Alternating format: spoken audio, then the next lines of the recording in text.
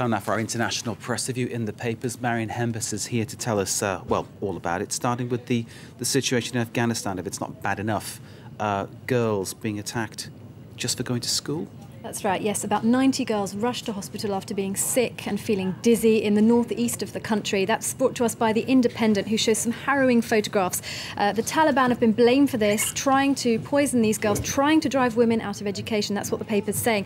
And in the opinion part of this, there's a rather interesting article talking also about Iraq, strangely enough, and the US apparently being very critical about how Britain looked after the situation in Iraq, saying that when control was handed over to the Shia militia, about 100 women were executed for living normal lives, going to work, going about their daily business. And they were saying that if a US surge had extended south in Iraq, then there would have been less problems. Well, this article says now's the time for the US to prove whether this theory is actually right or not in Afghanistan, with the new US military commander being appointed. So was the article saying that the Americans say that it's British responsibility that that happened? Pointing the finger in that direction, yeah. So an interesting look on things there.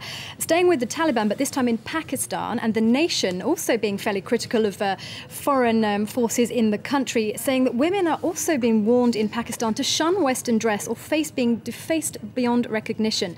Now, the editorialist says that this is not the real Taliban carrying out threats like this. It's actually a fake set that are working on behalf of US and India to try and break up the country. Now, they're saying that under Musharraf, foreign secret agents tried to use locals as spies, and it's now this network of people which are running riot in the country. How reliable a source is The Nation then? Because obviously this is quite serious stuff. Obviously the country itself's paper, and also the editorial column, so opinion column. So it's one person's view on that. It's an opinion and a view from Pakistan. Okay, what's next? Well, moving to the arrival of John Demjanjuk in Europe to face trial. The 89-year-old, of course, being accused of accessory to murder of 29,000 Jews as a death camp guard. He was a guard at, this is concerning Sobibor, which is on the Poland-Ukraine border. That's right, yeah. Okay.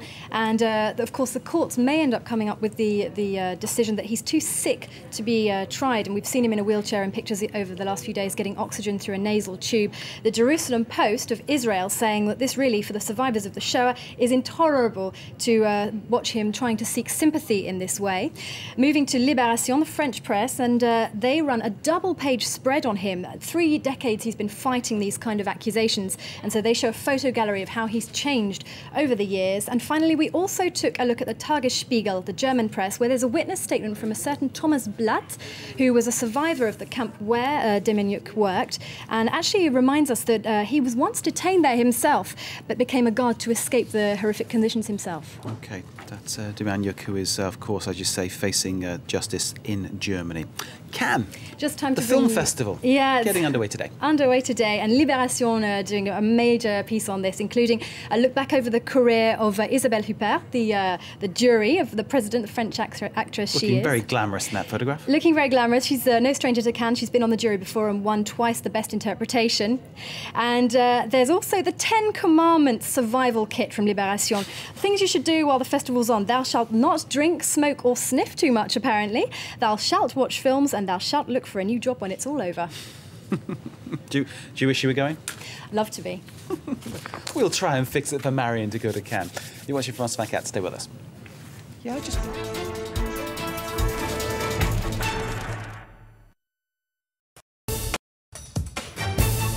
They chose France 24. See what they had to say on our website, france24.com.